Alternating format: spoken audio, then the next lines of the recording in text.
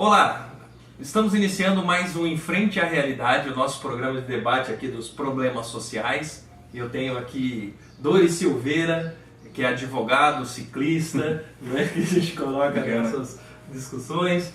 O nosso amigo Eduardo, que é farmacêutico de graduação, professor de química e cientista natural. Eu sou Fernando Ladeia, sou sociólogo, especialista em gestão pública. E o tema dessa semana, não tem como fugir dele, é a greve dos caminhoneiros. E aí, vamos colocar na roda aqui do debate, é greve, é lockout, o que está acontecendo na nossa sociedade, por que as pessoas agem dessa forma, por que as pessoas correm ao posto de gasolina com possível desabastecimento, quais são os efeitos sobre o mercado de alimentos desse tipo de situação. E eu queria ouvir de vocês aí, porque a gente começasse esse debate, fazer uma reflexão. Dori? Então, Fernando, bom dia. Bom dia. A gente percebeu que foi um movimento com grande apoio popular. Então, acho que primeiramente a gente tem que registrar isso. Existe um mal-estar generalizado na nossa sociedade, eu acho que decorrente da percepção da crise que estamos vivendo, desemprego, o custo dos combustíveis elevado, apesar da informação do governo de que a inflação está estabilizada, que a inflação está caindo, de qualquer forma, existe um impacto no bolso da pessoa quando ela vai abastecer e o preço do combustível está subindo praticamente toda semana. Então, toda essa situação gerou um apoio da população que viu nos caminhoneiros um representante, alguém que foi à luta para reivindicar uma melhoria nessa situação, para tentar reverter essa situação. E isso a gente percebeu tanto pelas mídias, tanto pelas redes sociais, quanto até nos movimentos espontâneos que ocorreram de paralisação de vias, manifestações públicas que foram geradas durante esse processo todo. Eu acho que foi um processo complexo, com algumas contradições, como você falou, teve apoio de empresários, apoio de transportadores, apoio do agronegócio, de fazendeiros, enfim, produtores rurais, mas a grande maioria era de trabalhadores, sejam trabalhadores caminhoneiros autônomos, sejam funcionários transportadores, motoristas, trabalhadores funcionários. Então essa foi a massa, porque foi um processo generalizado de norte a sul, em todo o país, que foi facilitado a logística e a organização pelo uso do WhatsApp, pelo uso dessa rede social, da comunicação, mas que tinha uma base concreta, uma razão social, uma razão econômica concreta, que era a luta pela redução do preço do combustível, contra o abuso dos pedágios, pedágios escorchantes, quando a gente vê, inclusive, notícia de que a concessionária de pedágio pagou propina para governador, para agentes políticos aí aqui no estado de São Paulo. Então você tem estradas em más condições, você tem segurança pública deteriorando em razão da própria crise econômica e social, e enquanto isso os custos de rodagem, manutenção, financiamento do veículo, combustível subindo. Então é uma bomba relógio, uma hora ia explodir e como de fato explodiu. Eduardo, e aí essa questão das pessoas, essa movimentação humana, esse desejo de sobrevivência e salve-se quem puder, É engraçado porque eu vejo essa paralisação recente como uma continuação, eu acho que é um processo que começou em 2013. A população ela já está vindo nesse, parece que se basta, só que ela não sabe dizer o que basta. Estamos contra tudo que está aí, mas o que é o aí? E aí você então teve o processo de impeachment, um impeachment muito mal fundamentado, também já cria uma crise democrática como um todo, e teve aquela esperança de um futuro melhor depois do impeachment. Esse futuro melhor não chegou, chegou futuro, só que pior. E aí veio essa greve dos caminhoneiros, então por isso que ela teve essa adesão social. Curioso porque, não falando mal dos caminhoneiros, é óbvio, né? A classe entrou em greve para reivindicar causas próprias. Isso é completamente legítimo. Né? Não, seria absurdo os caminhoneiros entrarem em greve. Direito constitucional. Sim, seria absurdo os caminhoneiros entrarem em greve para exigir melhor educação. Né? Seria um país utópico isso. E o que me chamou a atenção foi essa adesão social, não a causa. Eu acho que o povo, em geral, ele está se solidarizando porque ele está num processo de catarse, está contra tudo que está aí. Uhum. E o que me deixa, né, mais apreensivo é você ver a covardia da mídia, porque assim, um primeiro comentário foi assim, mas calma aí, se o caminhoneiro está em greve, por que ele não aumenta, então, não repassa o preço do frete? E isso demonstra o completo desconhecimento do mercado, né, de como é que ele se organiza. O caminhoneiro, o autônomo, na verdade, ele é um trabalhador como qualquer um de nós. Uhum. Se você chega no mercado de trabalho, o patrão fala, olha, o salário aqui é R$1.000, e você fala, não aceito, o que vai acontecer? Você vai passar fome. Tem outro na fila, e o próximo que vier, agora é 900 o seu salário, tá? Então, as pessoas não têm essa dinâmica, não é assim, simplesmente, repassa o custo do diesel por frete. E aí, né, teve muita discussão dessa, onde as pessoas, né, não sei se de forma leviana ou por desconhecimento, faziam essas indagações.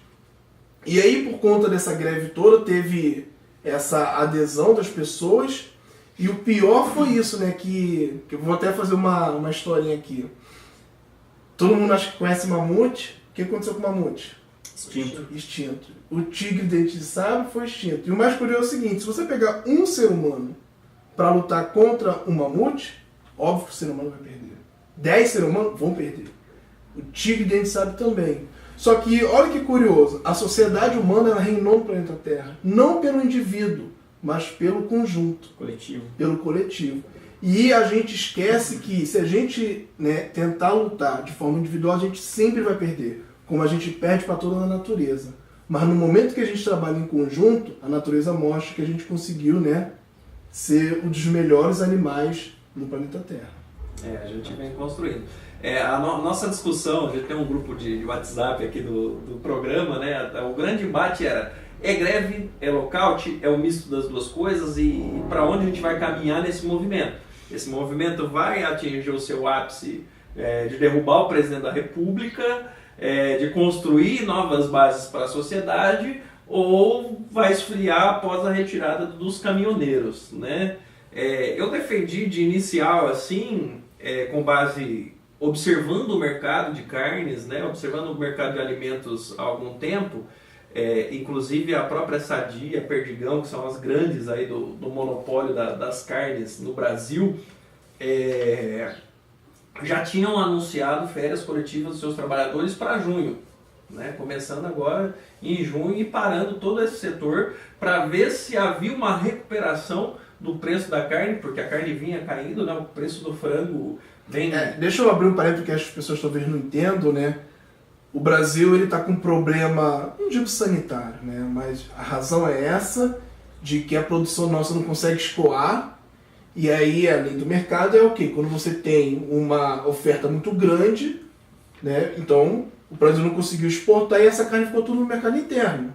Por ter ficado no mercado interno uma produção muito alta, o preço diminuiu. E o empresa não é... E o mercado interno passando por uma recessão. Isso. Né? O problema da política de combustíveis no Brasil é porque para segurar o processo recessivo, para você ter uma inflação, né? Para você não ficar no zero ou ter uma deflação, adotaram a política da Petrobras de acompanhar o preço internacional do combustível. Então eu justifico no preço internacional e assim eu aumento a gasolina, o álcool, mesmo não aumentando na usina, ele acompanha o preço da gasolina para não ter um desabastecimento, né? E o diesel foi nesse vácuo também de aumentar. Só que o preço dos produtos, por a gente estar num processo recessivo, não aumentou. Né? Em alguns casos até caiu. Em alguns casos até caiu, como foi o preço do frango. Né? E daí as grandes produtoras de carne no Brasil já tinham anunciado até uma férias coletiva. Só que esses caras não aceitam perder, dar férias para o trabalhador. Então eles criam outros mecanismos para travar a produção. E por isso até o lockout é um crime de mercado. Por quê? Porque o tiozinho que produz frango numa granjinha em alguma cidadezinha aqui, que não tem uma ligação com essas grandes, ele precisa escoar a sua produção. E por isso a televisão mostrou animais morrendo, a falta de ração dos tiozinhos que realmente não participaram disso. Isso. Porque eles não estavam preparados para uma paralisação. Mas o pior é que a mídia vende o tiozinho como se fosse um mega empresário. Entendeu? E ele realmente, coitado, é um trabalhador como qualquer outro.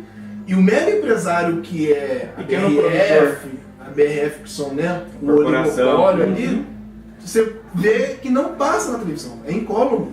Parece que eles nem existem. Né? Porque já estavam preparados para tudo isso. Eu vi uma reportagem que um senhorzinho chorou, né, devido à produção dele. Acho que era até porque a BRF é um dos que mais faz publicidade e propaganda na TV. Então o cara não vai fazer nada aqui.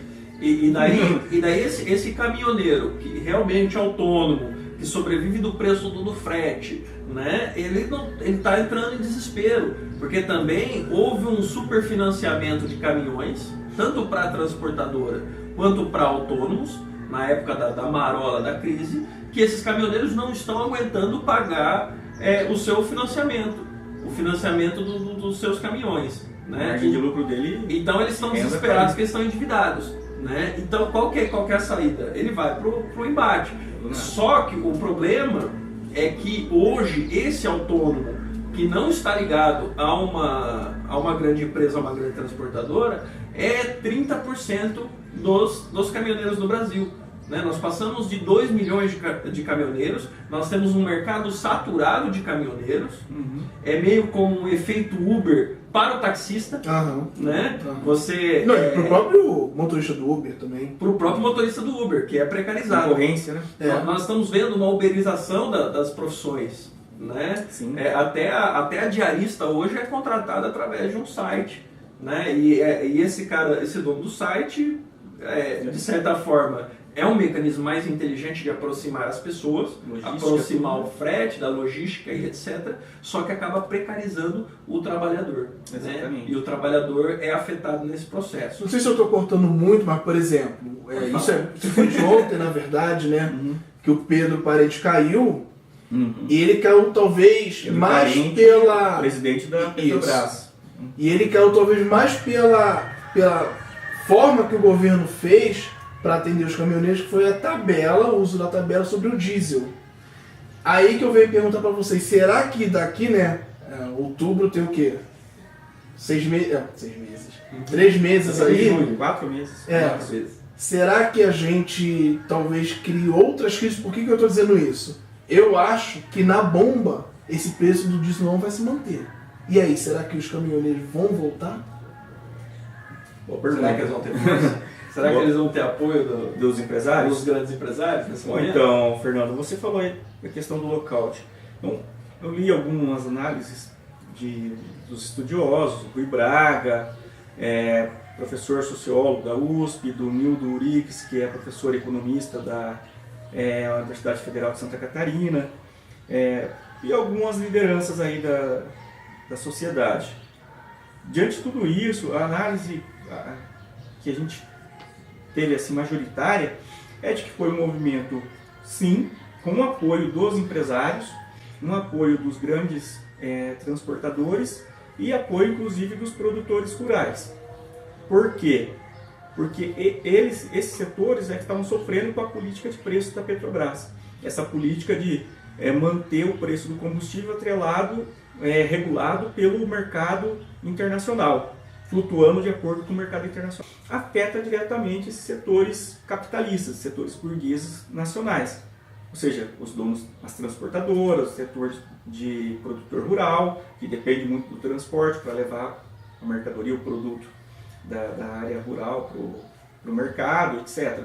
E por conseguinte também os trabalhadores do setor, que ficam com um salário achatado, não tem como exigir melhoria salarial, e os trabalhadores autônomos, que grande parte deles trabalham agregados a grandes transportadoras. Então o que a gente tem, como você falou, uma uberização e também uma proletarização, porque o cara compra o caminhão, paga um financiamento extorsivo, porque a nossa taxa de juros no financiamento, todo mundo sabe que é absurda. Quem compra um carro, uma moto, uma casa, sabe disso. E o caminhão é a mesma coisa. E ele acha que ele é um que ele é um proprietário, que ele é um capitalista, porque eu tenho um caminhão, eu sou meu próprio patrão, ninguém manda em mim. Só que na prática ele tem que trabalhar agregado com uma transportadora que define o valor do frete para ele, entendeu? Então por ele isso está que sendo uma das proletarizado, pautas foi até o preço mínimo do frete. E a contradição que a gente percebe aí, então, mas se as transportadoras e os produtores rurais estavam apoiando, financiando, dirigindo o processo, então um movimento da burguesia, um lockout, um movimento econômico aí para desestabilizar o país? Não só, porque na verdade a base social desses caminhoneiros é muito grande, a quantidade de veículos parados, a quantidade de gente na rua. Então são famílias, muitas vezes trabalham o pai, o filho, o tio, o avô, tem famílias. E o nosso modal, o nosso sistema de transporte brasileiro, ele é rodoviário. Então nós priorizamos, a estratégia do Estado brasileiro foi priorizar a construção de rodovias e estabelecer o transporte através do transporte rodoviário, de veículo, né? E não o ferroviário, a hidrovia. E isso gera um volume muito grande de trabalhador nessa área. Então, existe sim uma base social de pessoas que tinham necessidade de reivindicar melhoria, né? Não só a questão do lucro dos empresários, que estava caindo por questão de uma crise econômica mundial e também por uma política de combustíveis que favorecia o capital internacional em detrimento do nosso país, da nossa economia interna, no geral, aí não só do combustível, mas até da arrecadação do país, porque aí a gente entra numa questão muito importante. Por que o Pedro Parente caiu, como o Eduardo comentou aqui? A burguesia interna, a burguesia nacional, o setor pensante da nossa sociedade percebeu agora, veio à tona, que o papel que o Pedro Parente estava levando a cabo na frente da Petrobras, era de dilapidação do nosso capital nacional, vendendo petróleo bruto barato no mercado internacional, no exterior, principalmente nos Estados Unidos, para as petrolíferas americanas, e comprando o combustível refinado, a gasolina e o diesel, num preço altíssimo, sendo que a gente tem autossuficiência e poderia fazer esse processo aqui. Mas aí eu queria entrar, porque isso é outro processo complexo, né? Que na verdade o que acontece? O nosso petróleo é pesado, né? Que tem, devido à química lá.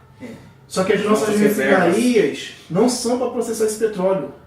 Isso que é o pior, né? Na época lá do Getúlio, quando ele pleiteou para os Estados Unidos na Segunda Guerra... Essas com a Venezuela também, né? Isso, os caras não foram, né? Foram, beleza, a gente te dá a refinaria que você quer, mas não vai ser para processar seu petróleo. Então, para a gente ter a nossa gasolina, a gente tem que comprar petróleo da Arábia Saudita para misturar com o nosso. E aí sobra o nosso petróleo, que a gente tem que vender... Isso é um fato. Então, a gente tem um investimento em ciência e tecnologia no setor. Exatamente. Para a gente vender. Então, e aí o que acontece? E por conta desse tipo de transporte modal que você está dizendo, às vezes se o cara importar gasolina para o Nordeste, sai mais barato do que a gente fazendo aqui em Paulínia para ir mandar por caminhão para lá. Tem essas questões. Tem essa questão. Mas dentro da greve, senão a gente vai entrar em refino de petróleo aqui, a gente não vai dar conta desse assunto.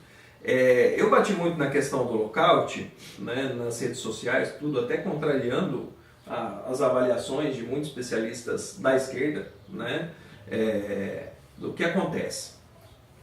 Embora haja o autônomo, embora haja todos esses interesses, a partir do momento que eu paro a produção para beneficiar grandes empresas e para garantir o lucro delas, né, mesmo que o movimento seja legítimo, mesmo que o sentimento das pessoas colocadas ali naquele movimento seja real e seja de sentir na pele, eu não consigo encarar o movimento como greve.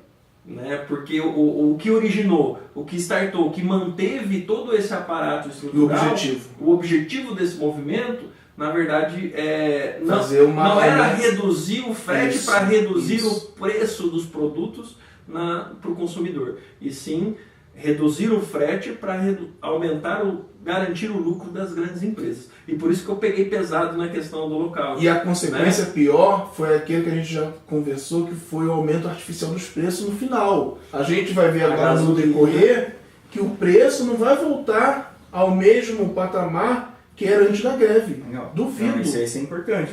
E aí não é só gasolina. Eu acho que todos os alimentos, né? Todos os produtos, se você comprava, sei lá... A gente vai ter um pico agora. Não, eu acho que não é um pico. O preço vai... Né, agora que as coisas vão começar a se normalizar, é outro patamar. Não vai ser o mesmo. Não se conversa nos preços anteriores. Mas naturalmente ela vai reduzir. Pico. Com o tempo ela vai reduzindo, porque nós estamos numa recessão. Nós não saímos, na minha opinião, não saiu da recessão ainda, então o poder aquisitivo está baixo. Sim. As pessoas não vão ao consumo e o preço vai acabar. Mas aquele etanol que custava 2,60. 2,39 eu cheguei a pagar. Eu cheguei a pagar antes 2,39. Aquele etanol de 2,39, ele vai abaixar, mas nunca mais vai chegar a 2,39. Então, perfeito. Essa que é uma questão importante que eu acho que a gente tem que tentar falar aqui. Existe uma disputa pelo nosso mercado. Isso é fato. Nós tivemos alguns movimentos, o Eduardo comentou sobre junho de 2013, essa movimentação social, essa rebeldia. E existe uma insatisfação social, as pessoas se rebelam, mas quem está dirigindo esse processo de revolta? Porque no final, esses movimentos foram direcionados... São apropriados. São apropriados e direcionados para algum interesse político. E qual interesse político é esse? Quando a gente observa o resultado, primeiro, a Lava Jato, em que pese prendeu vários corruptos, desarticulou vários esquemas de corrupção, mas o estrago que a Lava Jato causou no mercado nacional, principalmente das grandes empreiteiras da construção civil e dos projetos governamentais e da própria Petrobras, é enorme, é muito maior do que qualquer corrupção, do que qualquer desvio de outra discussão também que eu vejo na rede é que, por exemplo, a esquerda, ela perdeu o fio da meada em 2013. Agora não adianta falar assim, mas por que a esquerda não está assumindo esse movimento? Porque é um movimento que não dá nem para dialogar. Não só isso. E até eu acho... A situação política no Brasil está tão polarizada que, por exemplo, é o que você disse. Se a esquerda chega junto nesse movimento dos caminhoneiros e dá uma pessoa morreu, eles vão cair em cima da esquerda. Não, perfeito. A gente pode trabalhar com essa hipótese também.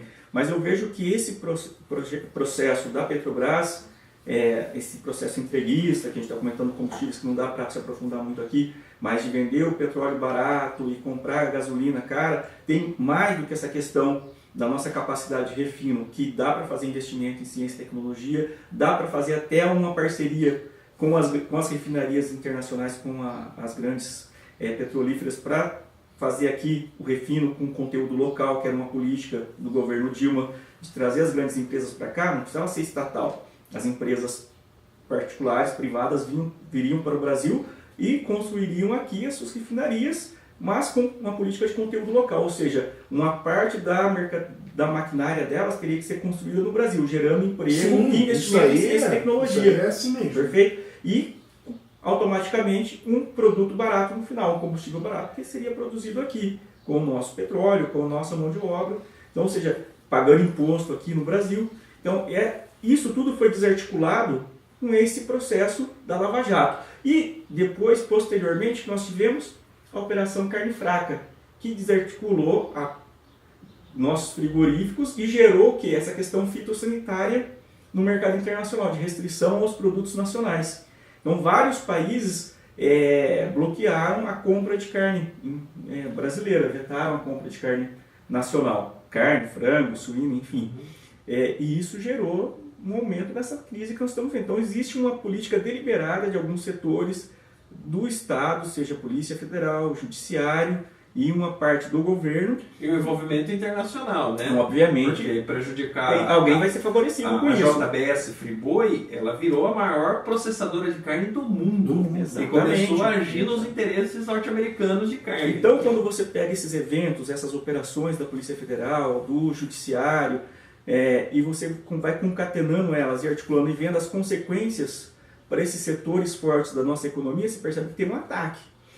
Então, eu acho que é justo que esses setores também contra-ataquem. Eu acho que isso, de certa forma, inconsciente ou não, foi um contra-ataque da nossa burguesia nacional. Não, vai afetar o nosso povo. Mas a população apoiou porque a população compreendeu a necessidade de adequar isso. Não sei. Porque daí entra os outros interesses políticos. 87% da população apoiou a greve dos caminhoneiros. Mas apoiar é uma coisa. Mas ela apoiou porque primeiro, né? Queria passar os seus interesses, queria passar as suas bandeiras. Infelizmente, daí o cara vai no primeiro momento, eu acho que esses 87% eles achavam que a gasolina ia diminuir. Eu não duvido. Mas era pauta. Era pauta. Assim, tanto era pauta que quando houve o primeiro acordo com o Temer entre os caminhoneiros para a redução do preço do diesel, e o Temer saiu falando que tinha encerrado a crise, que tinha resolvido, tal. Pelo contrário, foi aí que o movimento cresceu mais. A gente teve uma onda de apoio maior ainda e os caminhoneiros não voltaram. Então, aquele setor patronal que você fala, até tentou direcionar o processo. Porque a pauta era retirada de imposto do diesel. Não era nem mudar a política. A cada mês vocês revêem o preço do diesel, né? Não fica flutuante o preço, e retira o imposto, que era essa a pauta inicial. Não, mas é porque a sociedade que apoia, primeiro, né? A nossa sociedade ela não tem um histórico de luta. O que você tem são classes que lutam, não a sociedade. E aí a sociedade tenta embarcar, porque no frigir dos ovos ali, ela quer um bode expiatório para ela poder garantir o direito dela. Sim. Entendeu? Porque ele não tem... A sociedade ela confunde direito com privilégio. E daí ela quer pautar os seus interesses em cima do movimento dos outros. Entra a questão da intervenção militar, inclusive a investigação do envolvimento de policiais, etc. Milícia dentro do próprio movimento dos caminhoneiros. Mas é uma minoria. Uma minoria. Não, porque tem mais caminhoneiro no Brasil que... Um setor radicalizado, um setor extremista, e, em última instância, um setor que está fora da realidade. Mas tem, assim como tem gente que achou que era o começo da revolução, que não era também. Mas esses grupos de WhatsApp do qual onde os caminhoneiros se organizaram, muitos deles eram pró-Bolsonaro, por exemplo. Sim, é natural. Que vem de uma ideia de destruição para se servir como messias, que é um grande problema da política nacional do Brasil. Então, Fernando, mas esperar o resultado... Tradicionalmente é uma categoria profissional de direita. E é natural. Na sociedade tem setores de esquerda, de direita, a gente que apoia o Lula, a gente que apoia o Bolsonaro. Eu acho que isso não deslegitima o movimento. Que eles apoiem Bolsonaro, que apoiem... Não, mas não é. A questão não é essa. A questão é a majoritariedade da sociedade está apoiando isso. Entendeu? Ela não apoia o movimento. É isso que eu estou falando. Ela não apoia o movimento. Ela está apoiando os seus interesses que ela está tentando passar para o movimento. Eu não faço essa leitura. Eu acho que o movimento, no início, se demonstrou como um movimento que queria a redução do preço dos combustíveis em geral, e no diesel em particular. Num primeiro momento, o governo bobeou, não atendeu nada. Num segundo momento, o governo foi lá e negociou a questão do diesel. O setor mais corporativo, mais empresarial, aceitou essa tese. Essa política de redução do preço do diesel. Mas a ampla maioria, por isso que eu falo que não é lockout, e sim greve, porque a maioria dos trabalhadores, dos proprietários individuais, não fechou o acordo. Porque eles perderam a mão do movimento. Mas o movimento foi startado pelo patronal. Sim, mas você não pode confundir a direção, o que a direção tem de interesse, com a base. Por que a base vai? Porque a direção Quantas vezes uma direção sindical chama uma greve e já causou problema. Tem que ser pelos setores. Que ela achou que já está né? Agora, todo decorrente posterior ao nocaute, mesmo que a gente veja o movimento de seus etc., já tive efeito do nocaute. Né? Então, por isso eu acho difícil falar, é isso, não, a partir do momento que você sacou, eu te causo um problema, bom interesse, todo decorrente disso é o que eu iniciei. Né? Então, por mais que a Napoleão tenha captado a sua ofensa, todo decorrente era você. Né? É isso, o site aqui vai, mas você consegue colocar a sociedade resultar, de onde saiu, posso fazer uma proposta? para onde vai, pode. Eu acho que a gente poderia até dividir esse vídeo, já que a gente Sim. fazer uma edição em episódio 1 e episódio 2. Pode ser, a gente divide para não ficar tão cansativo É, para as pessoas assistirem. Legal. Né? Curta o nosso canal no YouTube, a nossa página no Facebook, e a gente vai tentando enfrentar a realidade da nossa forma, tentando encontrar caminhos e contribuir um pouco para libertar desse caos social que a gente está vivendo, um pouco com a instrução no nosso país. Né? Obrigado para você que teve essa paciência de escutar a gente. Obrigado. Até mais.